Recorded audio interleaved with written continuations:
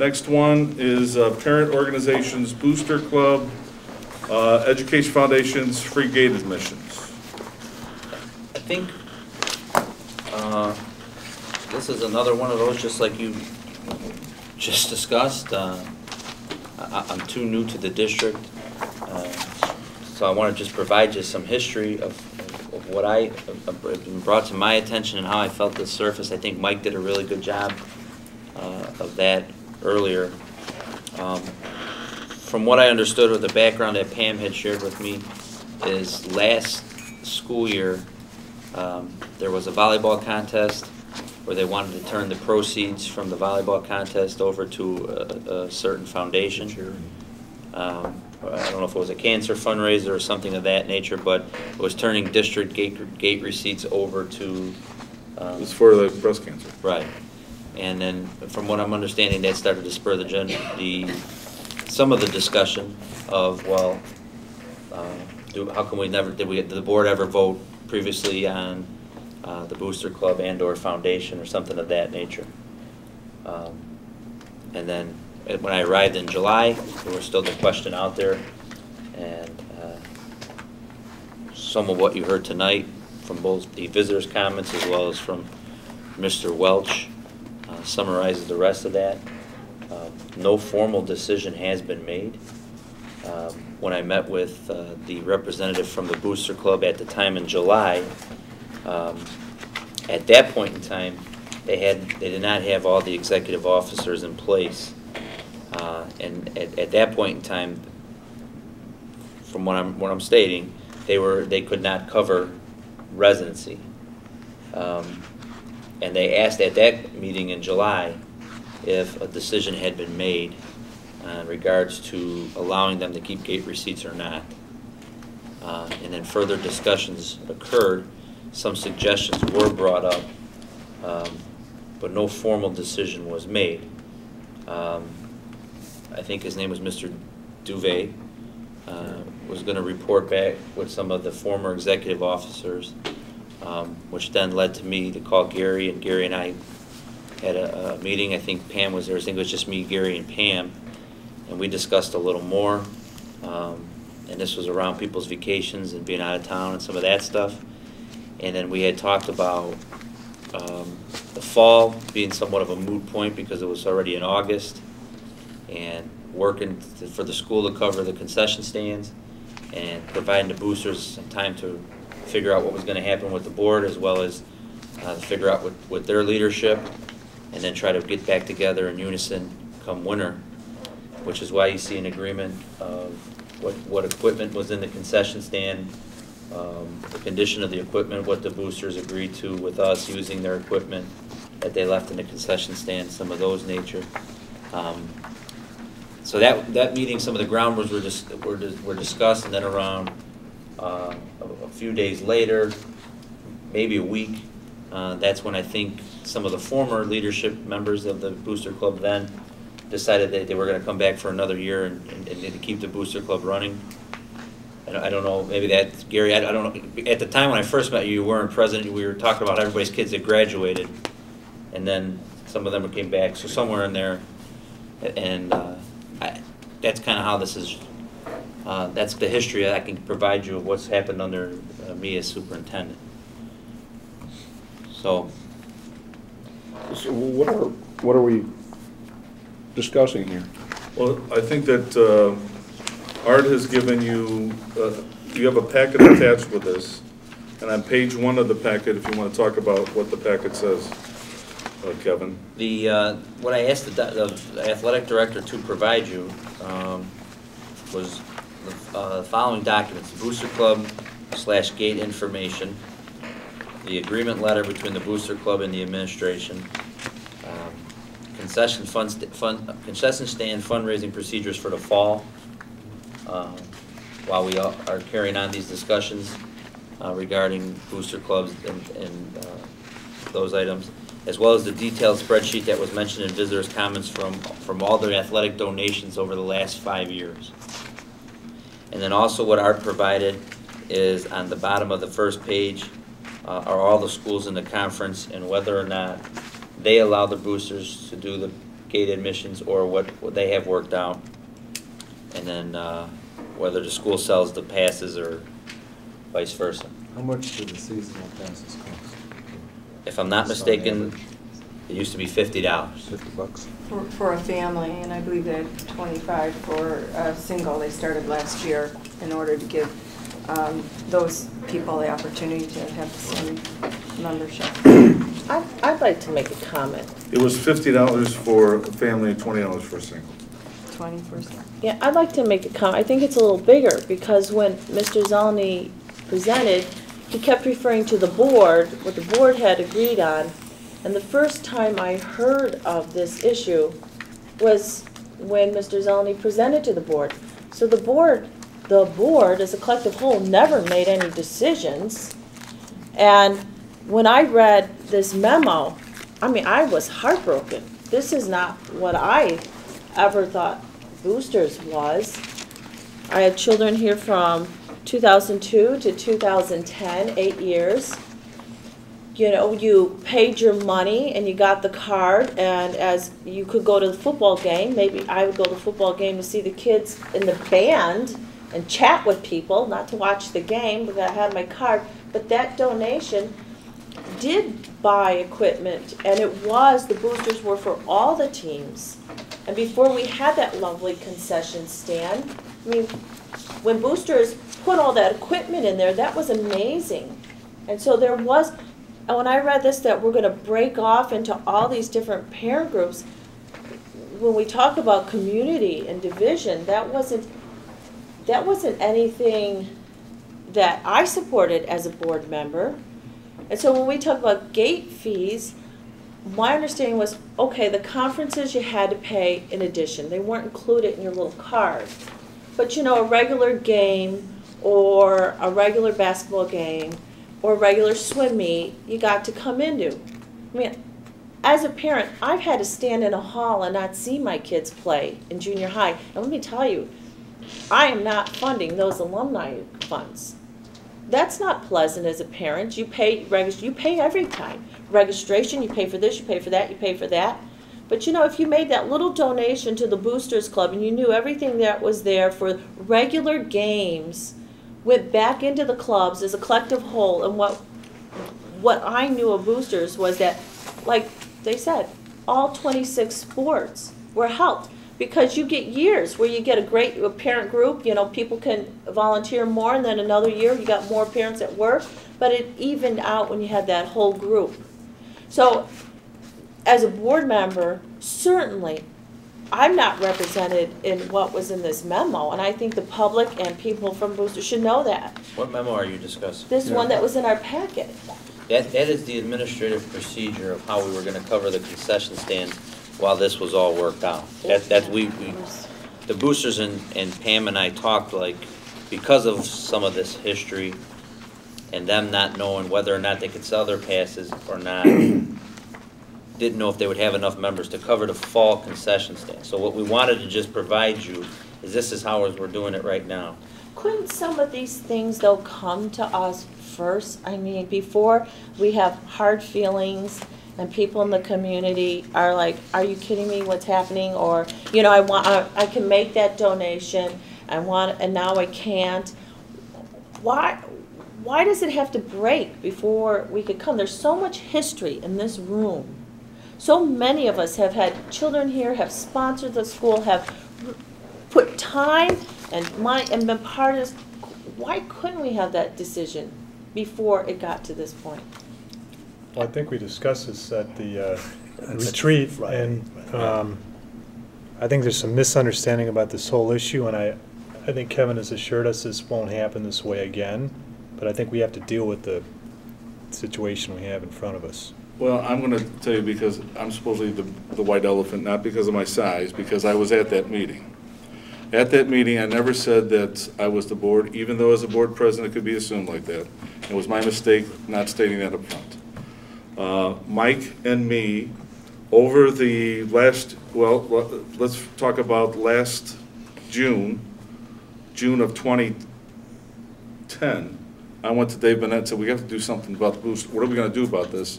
We're going to be in tough times. We need to look at it. What, are we losing any money? Is there anything we can do with that? Dave Bennett, we waited, nothing happened. Well, it's too late, we can't do it anymore. Mike then brought it up in September. We got to look at the boosters. What do we want to do with it? What do we want to do with outside groups? Give it with free admissions? What do we want to look at? Now, I sat in that meeting just as an observer. I did participate a little bit, but mostly as an observer. I never said, this is what the board wants. Now, it was stated in an article that I said it, but at that meeting, we met with Eric Duvet, who was the co-president at that time. His comments in that meeting was that boosters is in a transition point. It's going to be very difficult for us because pay-to-play expense will sacrifice booster membership. He said that right now, at the last meeting they had in June, only 2 people attended the meeting, lack of participation by parents. Even at that meeting, he said they didn't know if they were going to go hiatus or what's going on with that.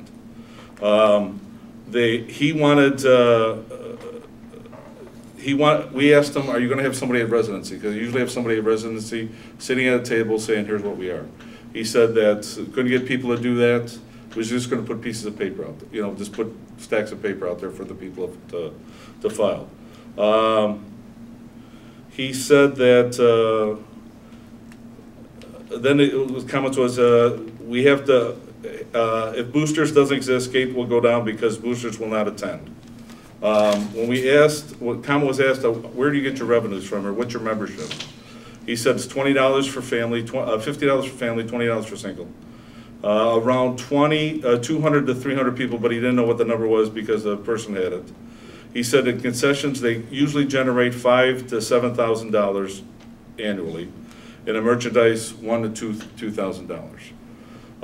But I never said, and I said before in this board, the board never approved it.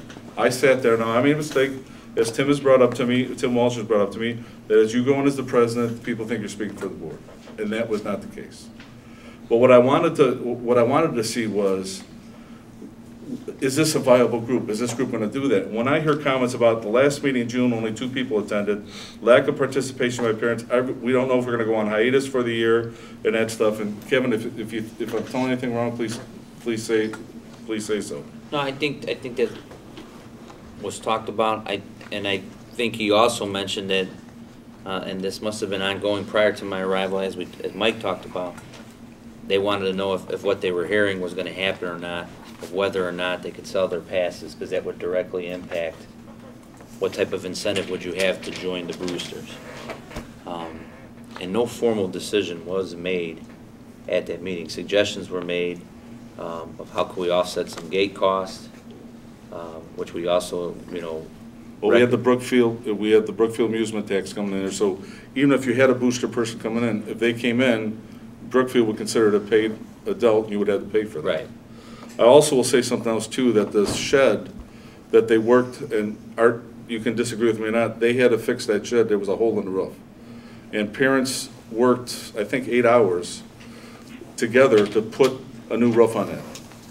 Boosters has donated so much in time and resources to the culture or community, this community. Well, let me say a couple things, because I've had plenty of conversations about it.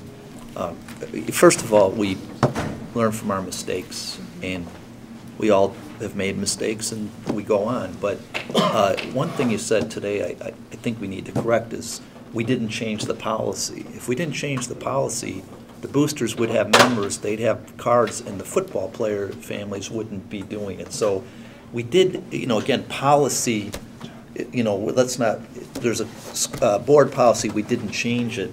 But as we discussed before, the superintendent's got authority, and one of the conversations I had is, well, whether it's written down or not, somebody approved this in the past. It's been the same for long. So, the main thing is, if it's a significant issue that affects groups that have a substantial attachment to the school, and it's going to be something that's a big change, we should, more than anything else, it should be vetted out, thought about before going forward, so that we're not making knee-jerk reactions. And I think that's where we are here, where whatever the reason was that we did it or whatever, we had a vote on scouting, Now, Art's here, I didn't see him before. I don't know if you just had a chance to come in, Art. You know, maybe Art thinks that's the dumbest thing we ever voted on, and probably the 2 basketball coaches are. But you know, we can easily say, we thought it was a little bit of a frivolous expense versus other things. And, you know, people are talking about whether we should have given administrators a raise. And when you weigh those kinds of things, you know, to me, it's easy to see which is more important, whether you like the expenditure or not. But, you know, so we know that. It's this much money, and we're going to not spend it. With the boosters, we have no way of determining whether switching and having teams do it is going to bring in more revenue, less revenue, because not because they don't have information to say what they collected and what they gave, because who knows? As I've said, like Laura, I've been a booster member for years. You know, I had 3 girls first. I walk over, nice day, my wife and I walk over. Then we split the pot. We buy a hot dog. You know, I don't know if it's $8. I say to my wife, "Do you want to walk over and spend $8 to go watch football players you don't know?" And I also say, you know, one parent I happened to be with because my son plays freshman football brought a point that I never even thought about, although Laura kind of touched on.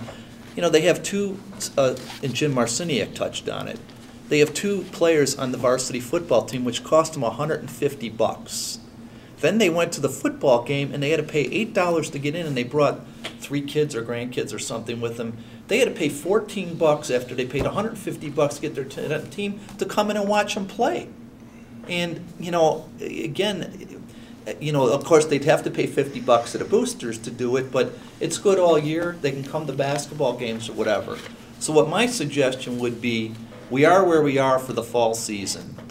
They don't let them use it. The football players have or whatever, you know. And I don't think we need to vote because there was never a board policy before. But I think we should. My suggestion would be to direct the superintendent to talk to the athletic director who's here and say, you know, you did what you're doing for the fall. Let the boosters go back, have the same privilege they had last year. And again, I don't know how that's going to work since football's too late for that with their charge of 50. And we will, as Mike pointed, we're going to look at the policy. And as we do that, we look at what we should and shouldn't do and maybe figure out if there's some financial benefit to the school and think about changing it going forward. But Tim, I want to bring up one point is, the one way that you need to look at it is, not look at the vacuum just as RP, but look at what other people are doing. And in our conference, in our Metro Conference right now, there is no booster club that gets free admission except for Glenbard South. But in that one there, that $50 booster fee, 25 of it automatically goes to school and 25 goes to boosters. So the only other one that lets workers get in free, is Fenton. If you work, you get in free. Now, what I think, you know, if it was that big of an issue with other schools about finding support and all that stuff, my problem I have right now is we're under tight economic times, okay? I'm also looking at my game plan just looking at, okay, we made a decision, what was the outcome? So in the first football game, I made... Well, didn't make a decision, we said earlier. No, I know, what I'm saying right now is, what happened, how did it compare, and what was the outcome of what happened? So in football, you made $9,800 in 2010. In the first game, you made almost half of that charging people. Now, I agree with you about pay to play. We need to be able to look at and adjust that and stuff like that. But what I'm saying to you is, in tight money times, you got to be able to rethink, and where am I going to get the revenue coming back in? Yeah, but Matt, we got to talk about engagement of the community. My son in the last year played in the band. In the last year, I didn't have the money to buy the booster pass, and so I never got to see my son play in the band senior year. Well, is that what we want the community to have? And since you respond, but the booster wouldn't let you into the band. Oh, you got to pay the gate to come in and watch the football game. For the marching band, okay. Yeah. But, so is that what we want the community? You have to pay to walk in these stores? Same thing. The band concerts. We charge parents to come to watch your kids to play, and they get a grade for that concert. we gonna charge parents every single thing? No, what I'm saying right now is you gotta relook at what's happening here, okay? We- You gotta relook at what the economic conditions are, all right? We are not in the best economic conditions that we were 2, 3 years, 4 years ago, right? Would you say that? Well, and so are families, and so maybe the No, I agree. conversation should be admission into regular games, or when are we gonna charge admission or not? I mean, what are we gonna do to our So families? one of the ideas as a transitional period for the pay to participate, because you brought up, Tim, I paid $150, I'm paying $14 a game. Maybe you give a family pass to the people that pay to participate just for that transitional year. Or why don't you, or another way to look at it too is, instead of going because right now you have parents working of that sport, working in concessions. Would you agree? You have parents working it, right? Not all the parents of the players are working in the concessions. But there are people that are volunteers that want to work there. And many of the people in the concessions were booster people. All right, but what I'm saying right now is, at this first game, you had volunteers working, parents who had kids on teams, right? Suppose? All right, well, you did. Well, Because she doesn't ask her if she knows she wasn't there. Okay, She doesn't know. so, but you're gonna have people working that you didn't pay them for, they were volunteers. But people collect the tickets. I was told in the past, we do pay those people who collect the tickets at the door. That's Right. contractual. Right, so the That's people who contractual. volunteer to work at the football game, they're in that little trailer. They don't really get to see much of that game. Can I So- respond? so- Gary. Gary, Move this have a- on, I was thinking, Yeah, as taking your lead, have Kevin, Art, come together with with some ideas of what they want to do and bring it to Okay. the next meeting. Committee of the whole. Yeah. Committee of the whole, you look at it. And I also want to say, though, because you responded to this, first of all, we had none of this information when we met with them and in essence changed the policy, whether we agree with that language or not. And we also, the fact that nobody else does it or whatever, I don't know if they have a boosters and they're donating $25,000 to the school either. So this isolated thing that the revenue at the gate was greater at the first, the next day it might rain and nobody will be there. I don't know, but I don't think that this really helps in a holistic kind of way vetting out what the issue should be and how we should handle it. Okay. I'd like to add what you just said. Okay, Matt's right, we're in tough economic times, so let's do we need a little more information here, a little more economic analysis. Thing to remember is hidden costs and hidden benefits. So we may gain an extra $8,000 in revenue to the school, but are we losing, $20,000 in goodwill and volunteer and extra fundraising? We have to incorporate that into this analysis. So Kevin, I'd urge you to, if you have to talk with Gary, Art, or whatever, let's try to get a number on that if we want to do a pure net benefit analysis here. What are the hidden costs? There really is, from a hard numbers perspective, there's not much more we can provide you. Yeah, well, my point is, I'd like to say, we're not gonna, if we're gonna give the boosters an opportunity, we can't talk about it for the next 3 months, because then the next season's over. And if I can think of one, if we have to do it that way, we're gonna do analysis, I'd like to make a proposal that we do pass a resolution, and we say we don't change the policy. We had asked the superintendent not to change the policy and let the boosters operate as they did in the last 10 seasons, like that. I only can speak for 8. And then we will gather this information, if there is more or not, and decide if we're going to make a change going forward.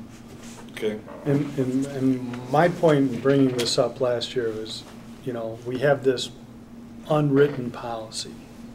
And we need to get out of the business of unwritten policies. We talked about at the board retreats, and we brought up examples of how there's these unwritten things that are out there, and the board's been struggling with them to try to get them. Whatever we do, we got to get it in writing. We have to formalize it. We have to not just the boosters, but whoever operates in our space and time. They all have to have some sort of guidance from the board as to how they should operate here. I also put on their education foundation, because from what I understand, looking into this, when you make a certain amount of donation or that they were also giving out some free passes. Pam, It's an individual pass to more like the fine arts events. And so if you made during the telethon a minimum donation of $35, if you hit that threshold, you got this Here you can individual talk. pass. So,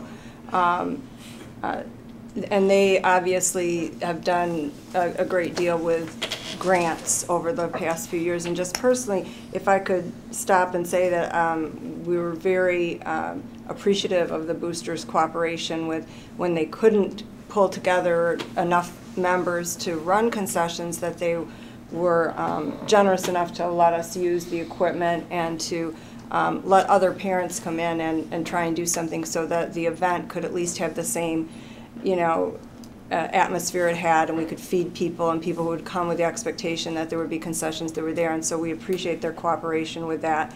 And building those other groups to do that and come in was not our preference, but when they said they couldn't run it, they worked collaboratively with us, and we do appreciate that, and all the donations they've given to our students and our programs.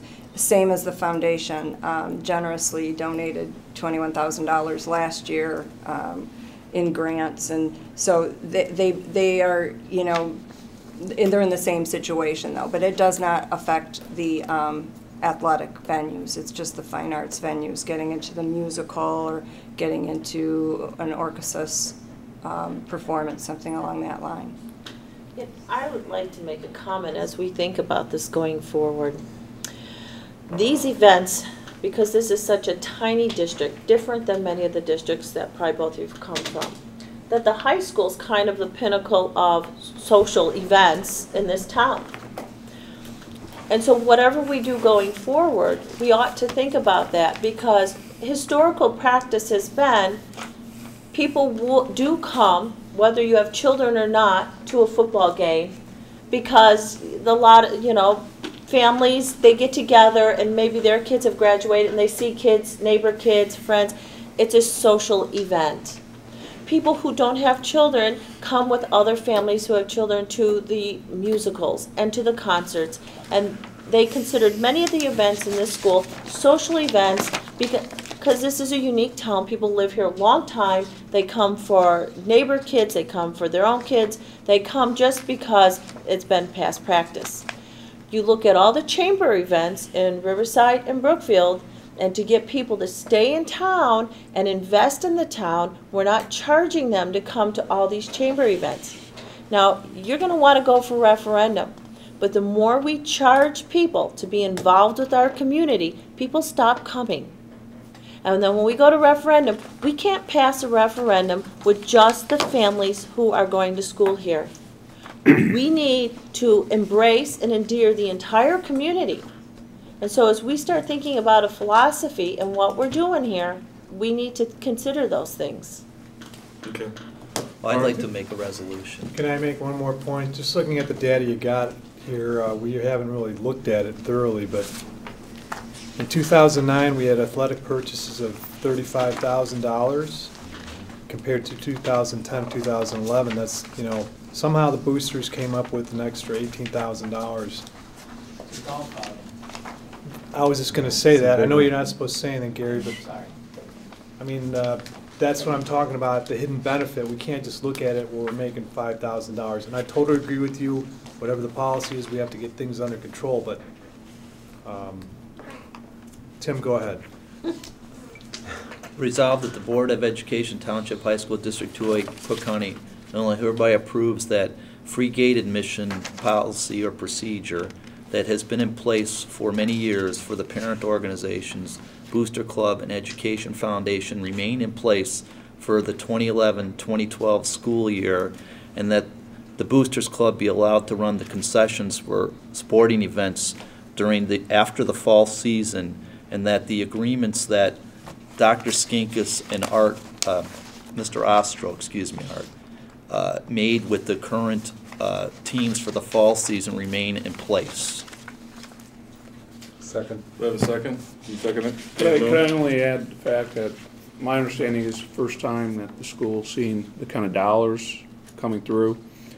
All I would suggest is that we formalize a better working relationship. What we're asking So the communications between the school and the Boosters Club, that's what I think is lacking, this misunderstanding is going on. And if there's this more formalization, openness of what's going on, then maybe it kind of, all this goes away. Good point. So can we, with some formalization of the relationship, even both the boosters and Did you the, get that so far? All right, you want me to? end it yeah, then? could you, because my And that throat's the going. superintendent be directed to analyze the cost benefit of the free gate admission and other opportunities we give him, and that he will assure that the policy is followed, where there's a person on the staff that is the liaison between the school and the different organizations. That is already in the policy, Gary. Do you agree to modify? I agreed to his additional verbiage. So now explain what that was. What it means is I might that, need explanation. It means is what's been happening with these groups for the last decade is going to remain, with the exception, because this fall season's here, and Mr. Ostro, our athletic director, and Dr. Skink has already made some arrangements with the fall teams to let them sell concessions, etc., and the boosters let them use their equipment, that won't change. And then the boosters can, however they're going to organize and sell their memberships and get their group together, run concessions for the winter and the spring, and whatever else they would have done in the winter and spring remains. And unfortunately, to be perfectly honest, I am in the other parent organization, but I don't even know what benefits we get, and I pay and I don't know. So whatever you were doing for them would remain. I want to clarify too for the board. I will have probably the principal and the athletic director work on this relationship with the Booster Club. Just like Pam and Art created the concession stand breakdown for the fall. I think that's a direct relation between the building administration and the day-to-day operation of their activities. So I will ensure that for the board that those meetings are occurring and we have a process in place. But I most likely will have that sit with the building principal and the athletic director. So you're saying the fall sports are as they are And it's covered in the with letter. with that letter in that agreement? And that the winter and spring sports go back to the way it's the unwritten rule for years and years? Do we have a time frame for resolving the written part of it that I'd like to see? Well, we're going to present the documents, then the policy itself at the next, right? Aren't you going to present it at the next meeting of the committee of the whole? 890 is something that we still need to talk about. Oh, okay. yeah, we haven't talked. 820 and 880, we made the minor changes Yeah. on the Oh, rental that's right, agreements. I'm sorry. 890 has not. I think that this group needs to probably make a decision. I think it's an idea that, and that was the original thing that Gary and I had discussed in our meeting in August, is that we try to get the boosters back up and running for the winter season while we allow the board some time to finalize what they want to do and what policy they want to put in place.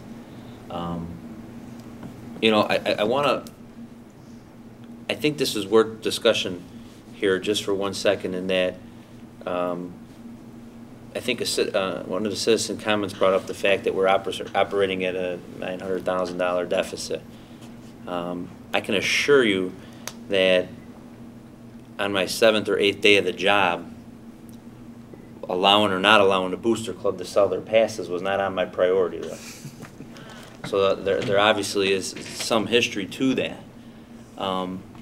But what I want to be cautious here is if there's some history here or something, that we make sure we vet this out through discussions and what we want to accomplish. We should look at what other schools are doing, and then make a decision. I don't know if leaving it up to the building administration or superintendent to say, hey, yes or no, we're going to allow the boosters to not sell passes next year.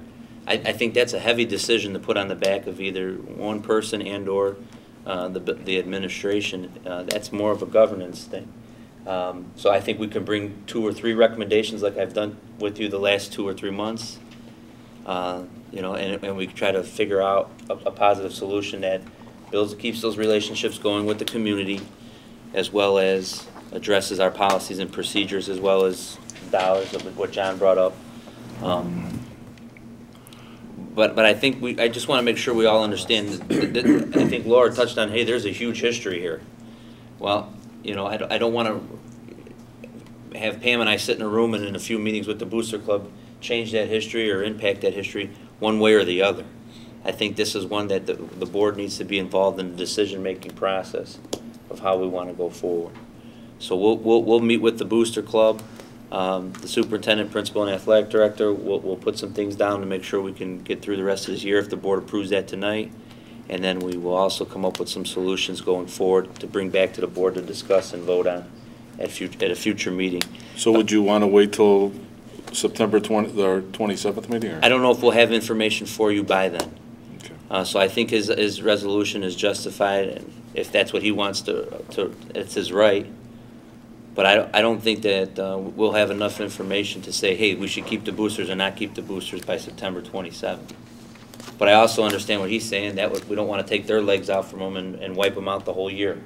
And that wasn't what Gary and I had discussed when I met Gary for the first time as a community member and as his new superintendent. So, but I think Mike's right. We should put a timeline and we should agree tonight that we make a decision by springtime or whatever for next year. Who seconded my motion? Dan. Dan, you know what? I just thought of something that Laura said, and I maybe amend it one more time, that the concessions would stay the same for the fall, but if the Boosters Club began selling memberships and gave people cards, that they would be recognized at the football games. That resolves the problem of people who might want. How are you going to rectify the Brookfield amusement tax? That's something we have to pay. How much is that tax, though? It's 25 cents per person, but Per person? you know, it's still, we have to keep track of anybody comes in. If they flash a card, a booster card, that costs us money. Well, maybe, is that new? Can you What? estimate it? That's new. Well, maybe if Boosters has their pass, maybe Boosters says, if we can sell our pass, we will assume that cost. For every pass, we'll pay the 25 Yeah, cents. it's embedded in it. Because that's new. That's something that never existed before. Yeah, I mean, we can't. Those are some of the things that We got two What ways kind of of doing it. requirements are we gonna have to monitor the attendance? Those are some What they've been things- doing right now is marking them as they were coming into the first game. Who marks? The ticket yard people. Those are some things we discussed with I think it was Eric up front, that maybe we do a general upfront donation each season of $1,000 or we figure out the cost. And we understood from the boosters that might be a reduction of what they give back, but it would basically be to offset some of the cost of what we would lose in the amusement tax and or the gate receipts. Is that only at the football stadium? It's for Yes. soccer too, right? Anything that happens at the stadium where you're charging admission, I believe. On that side of the street. That side of the right. street. I mean, the bitter reality is that Brookfield's amusement tax reduces what comes to the school. Well, whoever pocket Right, it comes that- out that- of, that's the bitter reality. Hey, Kevin, can you ask Art if he has any idea on an average, you know, how many people for the whole season? There's 4 or 5 home games. Will there be, there's not 1,000 people at a game, right, Art? What do we have for the first? Pardon me? What's the kind of average number of, yeah, What did you have for our first head count for the first home game? Approximately. Adults was 750 some, because that's what we use with tax, so that's what we mark. okay. I mean, you probably had close to 1,000 people if you had killed. So, I mean, there's 2 things. By doing it, yes, we're going to absorb more costs. Maybe that could be, the boosters can think about whether that be part of their donation of the $25,000 they give us every year. But I'm willing to accept the fact that there's a tax, and maybe John or some people go back and say, why are you We've making already the asked school the pay? village, Yeah. and we can't get out of it. Yeah. It So covered nonprofits because it covered Brookfield. okay, so I'm acknowledging the fact that there's a tax that may cost the school money, and maybe we can get some donations to cover it. We have no idea how much it's going to be. So I'm still recommending it, if Dan will agree, that if the boosters start selling cards like the next football game, people can get in with them. Marianne, can you read back the resolution? Thanks. I don't even. You want me to try again? Yeah, She's try. gonna go to the film I'd like to write it down. to record it. Okay, She'll get it from the recording. I'll try again. Oh, good. Resolved that, this part's easy, that the Board of Education Township High School District 2A, Cook County, Illinois hereby approves that the past practice addressing free gate admission for the parent organizations, including the Boosters Club and the Education Foundation, remain in place for the 2011-2012 school year, and that the concession practice that was in place for the Boosters Club take effect beginning with for the winter and spring season, and that for the fall, the practice that is in place based on the letter that was presented in the package of having the sport teams handle the concession stay for the fall, and that upon the boosters having membership cards, they'll be recognized at any gate admission that they normally would have been recognized, and that the superintendent be directed to look at the practices and policies for these gate admissions and concessions and recommend to the school board during the 2011-12 school year of what practice and policy should be in place beginning with the 2012-2013 school year. Well, it wasn't really presented, so does that? Seconded as enhanced. Second as enhanced, okay. Okay, any other discussion? I would like to just, I'm so sorry, Jeff. Let Mike talk first, because you haven't talked. I just want to go back to, we talked about short-term goals. When can we resolve this? Can we give ourselves a May 1st, April 1st deadline? I think it'd be earlier than that, yeah. And because what we're doing is we're laying the groundwork for next year. Right. Okay. Yeah. We didn't lay the groundwork last year for this year. That's where we are today. If the board would say we need to get this done by a certain date, I think April 1st is fair, because then we start putting those numbers in as either expected revenues or expenditures for the new budget. And I'm just going to comment, Kevin, you had directed the principal and the director to think of some ideas. Possibly they might want to include a representative from Boosters to talk about, what that might look like. Yeah, I will. I think off of the resolution, I'll take care of how but we'll be meeting with the boosters, and we'll have all parties involved. Any other discussions? Along that line, Kevin, you may want to consider, this goes along with sort of the communication thing, maybe having a community relations / communication subcommittee, just to think about. Laura would be an excellent addition to that, but it's up to you, of course. Okay. Okay. Any other discussion? All right, Mary Ann? Mr. Gritchen? Yes. Ms. Hruska? Yes. Dr. King? Yes. Mr. Moon? Yes. Mr. Walsh? Yes. Mr. Welch? no. Mr. Cindy? No.